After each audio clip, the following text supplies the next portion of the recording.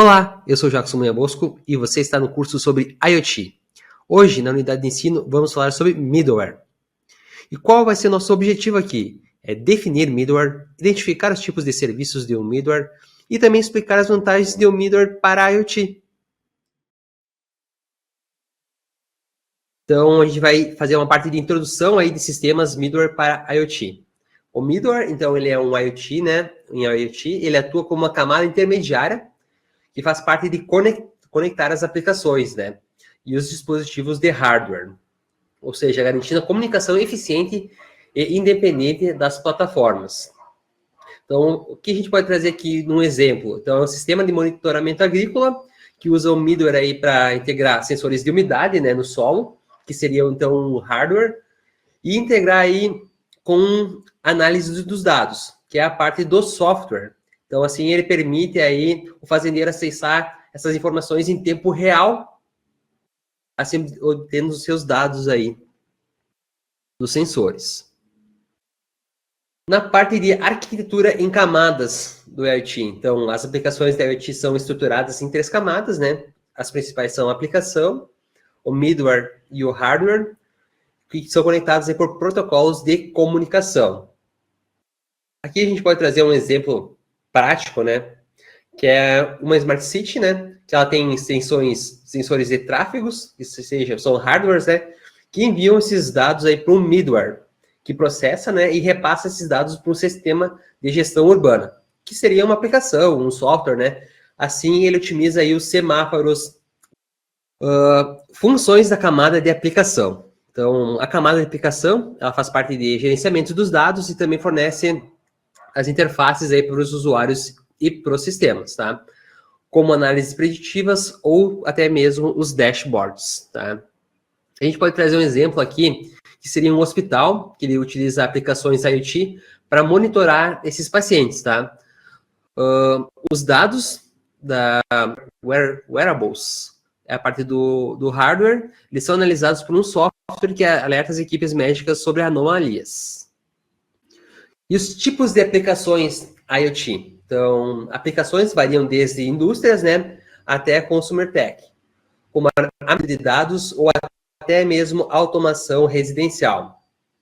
A gente pode trazer uns casos práticos aqui, né, que seriam na indústria 4.0, onde o middleware ele integra robôs autônomos, né, seja hardware, e sistemas também ERP, né, que são as aplicações, que serve para ir para rastrear a produção em tempo real.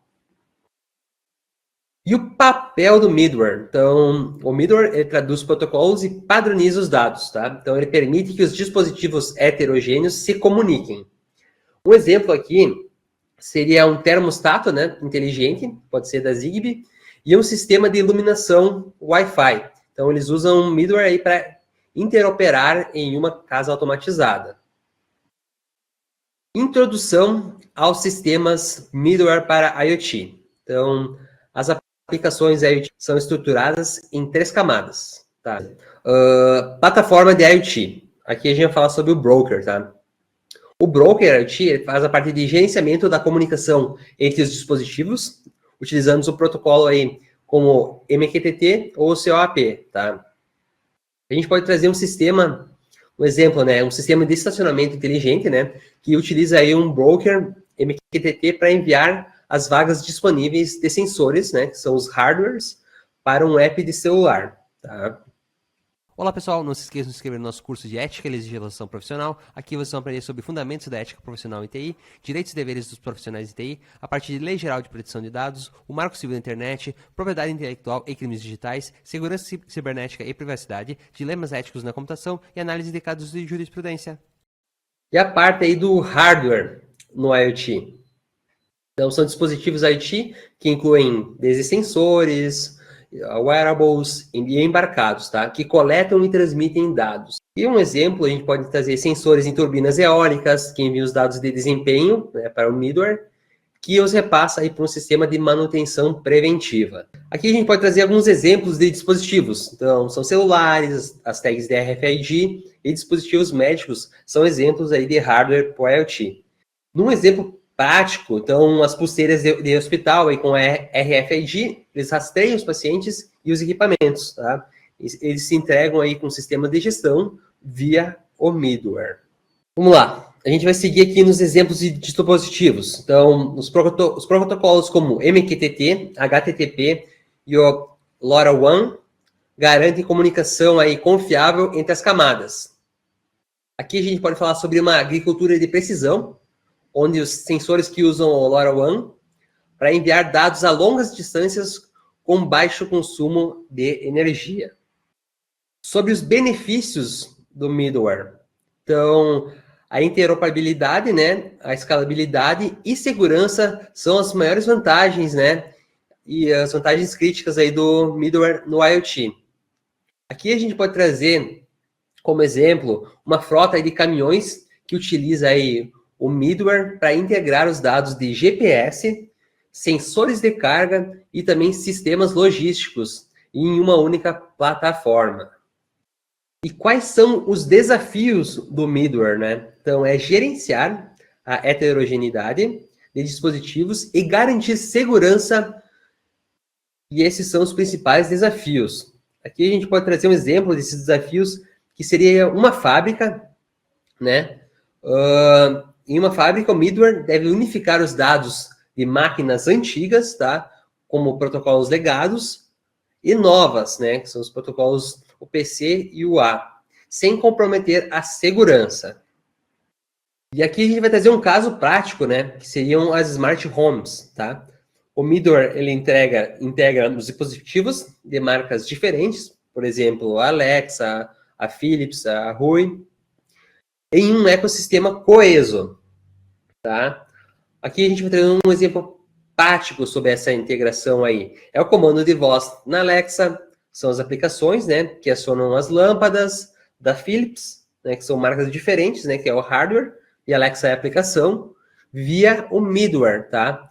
Mesmo usando protocolos distintos. E a gente chegou na parte aí de criação do nosso middleware. Hoje a gente vai pôr a mão na massa, tá? E vai desenvolver em Node.js uma aplicação aí, API Web, utilizando middlewares, e uma API aí sobre IoT, tá? A gente vai simular aí um termômetro também. Então, middlewares em aplicações. Então, um sistema que permite dar funcionalidade extra a uma aplicação. Então, esse é o significado do middleware, né? Ele permite aí dar funcionalidade extra a uma aplicação principal. Então, o que a gente vai utilizar, né? A gente vai utilizar o Node.js, né? Para fazer essa integração aí com os middlewares. E chegou, né, a hora aí de codificar, né? Hands-on. Então, vamos mergulhar aí no Node.js e construir o nosso middleware. Disso, aqui a gente vai ter qual a estrutura que vai ser feita, tá? Então, vai ser uma pasta aí principal chamada middleware, vai ter um diretório chamado IoT, que vai ter o nosso subscriber, e o outro arquivo vai ser o publisher, que é o sensor simulador.